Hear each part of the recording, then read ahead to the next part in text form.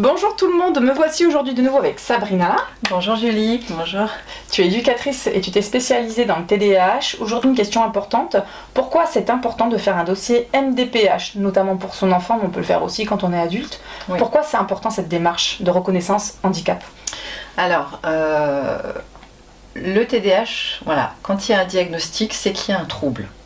Donc si on parle de trouble, c'est qu'il y a difficulté au quotidien, dans l'environnement familial, mais aussi à l'extérieur. Donc, la MDPH, la Maison départementale des personnes handicapées, son travail, ça va être de venir reconnaître l'existence de ce trouble aux yeux de la société. Et pourquoi c'est important?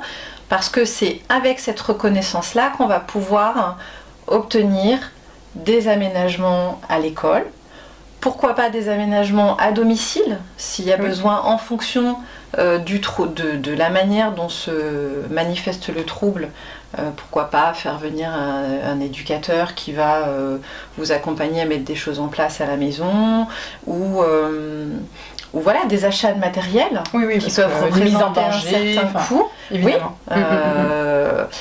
Et la reconnaissance va aussi vous permettre d'obtenir des aides pour financer les prises en charge, si les prises en charge ne se font pas dans le milieu public. Je sais plus où j'avais lu, mais dans un livre que tu m'as prêté, c'était 500 € par mois en moyenne pour un enfant TDAH, avec les rééducations, parce que les frais le TDAH ne vient pas, voilà. En général pas seul, il y a souvent des troubles des apprentissages, donc il peut y avoir besoin d'un ergothérapeute, d'un psychomotricien, d'un éducateur. Ils ont des compléments alimentaires, ils ont des frais de déplacement hospitalier, voilà, ou de prise en charge. Et tout ça n'est pas pris en charge par la sécurité sociale, hormis l'orthophoniste.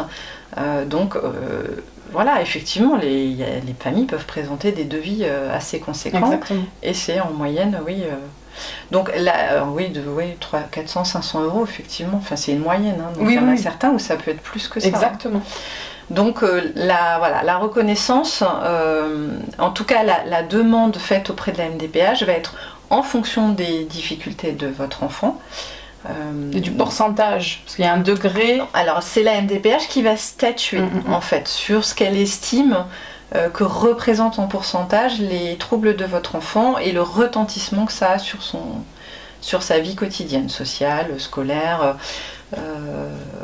Et voilà, toutes ces aides, tous les aménagements, que ce soit à l'école ou plus tard dans la vie professionnelle, ne pourront pas se faire s'il n'y a pas de reconnaissance MDPH.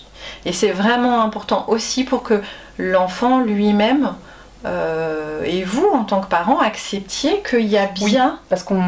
Oui, il y a bien un handicap. On a une difficulté avec le handicap en France, mais le handicap n'est pas un frein à l'épanouissement. Mais oui, il y a un handicap et on se doit, c'est important, de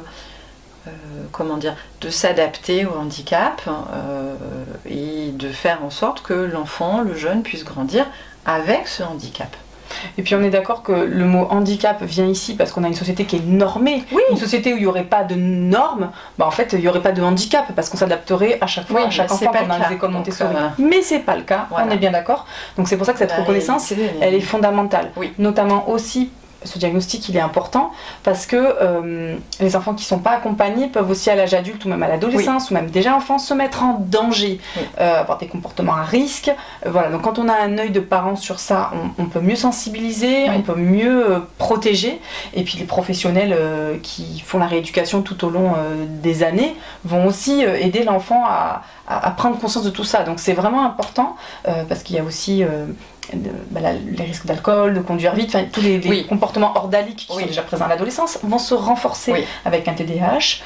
Donc c'est important de pouvoir avoir un diagnostic pour avoir une meilleure prise en charge et en tant que parent faire une meilleure prévention, tout simplement aussi. Tout à fait. Donc, après, voilà, la reconnaissance peut se faire en général. Vous avez une reconnaissance pour un certain nombre d'années avec un pourcentage. Peut-être que d'ici 10 ans, votre enfant n'aura plus besoin de cette reconnaissance. Elle est pour un instant T en fonction des difficultés du moment. Notamment sur la scolarisation. Voilà. C'est ça un petit peu l'élément clé. D'ailleurs, ça tourne quand même toujours autour essentiellement la demande émane souvent du milieu scolaire qui exactement, dit qu'il va y avoir pédagogique qui dit sonnette d'alarme. Exactement. Mais en dehors de ça, je pense qu'elle est quand même importante pour l'enfant, pour sa famille. Exactement, ce que j'allais te dire. Que l'entourage prenne conscience que il y a quelque chose de différent. Voilà. Et qu'il y a sûrement de la souffrance parce que l'estime de soi, on avait déjà parlé, c'est compliqué. Et par ailleurs, n'oubliez pas qu'aussi après on a un monde professionnel qui s'ouvre à nous et que si le TDAH est trop aussi marqué ou on compense trop, c'est compliqué. Ça permet d'avoir des adaptations, aménagement de temps de travail, des outils aussi adaptation adaptés. Du poste. C'est important. Et c'est vraiment important. Parce que c'est 8 heures par jour minimum, allez on va dire 7 si on fait du 35 heures, mais c'est important de se sentir bien là où on passe un tiers de notre journée sur 40 ans, peut-être plus, on verra. Mais en tout cas, voilà, c'est essentiel. Donc pensez à ça, parce que c'est ouvrir le champ à son enfant de vivre mieux avec ce qu'il est et d'être accepté et de pouvoir en faire une force et pas un handicap. Voilà. Tout à fait. Et le rôle de la MDPH est de vous écouter, de vous orienter, de vous proposer des choses. Voilà, donc si vous ne savez pas du tout, je vais faire une demande auprès de la MDPH, mais je fais quoi comme demande? Je demande quoi? La MDPH est disponible, elle peut vous répondre. Vous pouvez faire. Elle m'a répondu par mail. J'ai demandé quand est-ce qu'il y avait des commissions. J'étais stressée comme tout. Je pensais qu'il n'y en avait qu'une par an. C'est pas vrai. Il y en a toutes les semaines dans le 95. Donc j'étais complètement rassurée. Elle m'a dit envoyez le dossier dès qu'il est fini. Donc là, je vais commencer l'étape. Ils sont vraiment un dispositif. C'est vraiment un dispositif de soutien. Il faut vraiment le voir comme tel. Et si vous êtes bloqué avec la MDPH parce que tous les départements ne se valent pas, vous pouvez passer par une assistante sociale ou des associations de parents TDAH, 10, tout ça, qui eux ont les clés, ont les contacts et savent comment ça se passe au niveau du processus. Donc entourez-vous, c'est important. Merci beaucoup Sabrina de nous avoir renseigné. Merci à vous Julie de nous avoir écoutés. On vous dit à bientôt. Au revoir. Au revoir.